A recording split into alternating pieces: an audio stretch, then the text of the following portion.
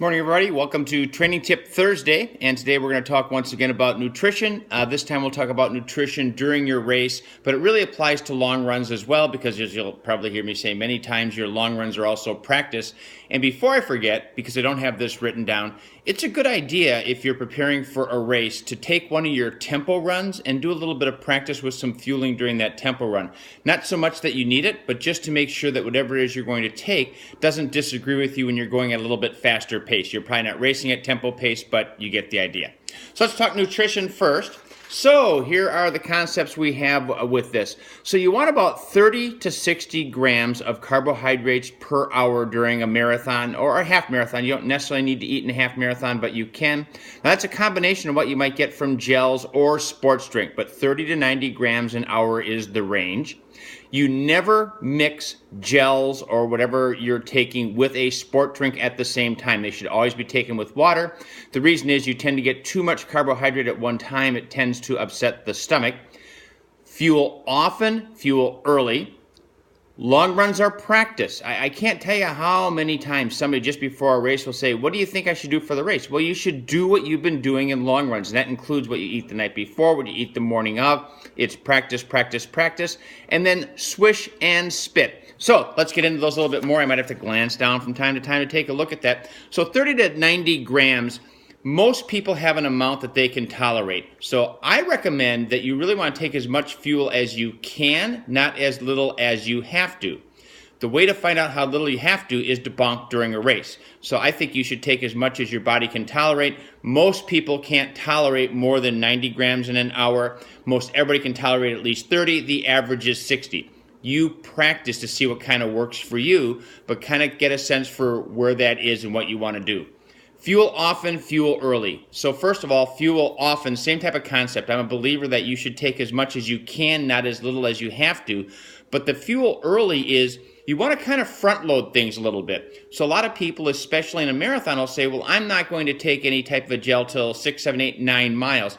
Too late. Start early. In fact, a lot of times you want to have a gel just before you start the race and then probably after the next couple of miles. Why do you want to start early?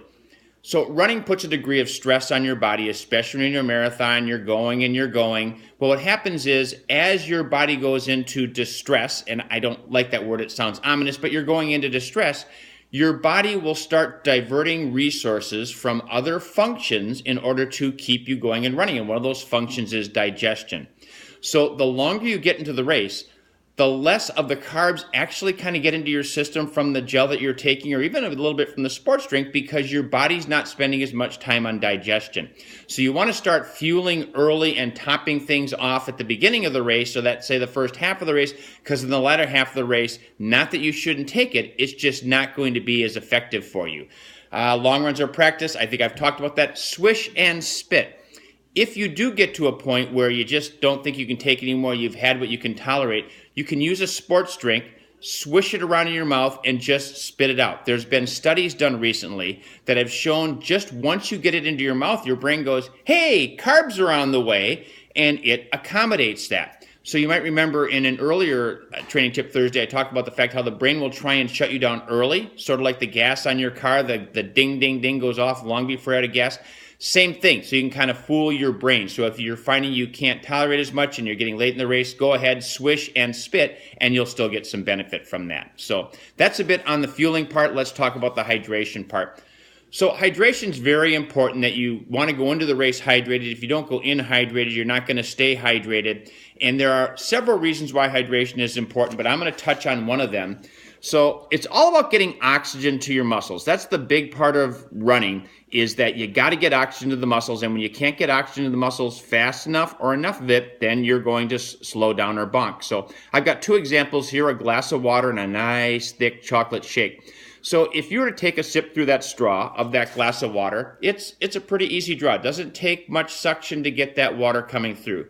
Do the same thing with the shake, and you're probably going to cave in your cheek. You have to suck a lot harder on a shake. Same principle with your blood. Your blood is mostly water, as you become dehydrated, your blood is going to become thicker. While you're not trying to suck your blood through a straw, your heart is trying to pump the blood through your body. And if the blood is thicker, it's got to work harder to pump that. And one of two things is going to happen. It's either going to have to be pumping too hard, you're going to get tired, worn out, run out of fuel, etc., or it can't get oxygen to the muscles fast enough because it's taking longer. So a big part of hydration is trying to make sure that your blood is thin so it's flowing smoothly and you can get the oxygen out there. How much should you take? Again, depends a little bit upon the weather, but you should take as much as you can rather than as little as you need to. Which brings me to the final concept. There is no award at the end of the race for the person who fueled or hydrated the least. So take as much fuel as you can tolerate, take as much hydration as you can without having to stop and get rid of the hydration, and you should have a better race.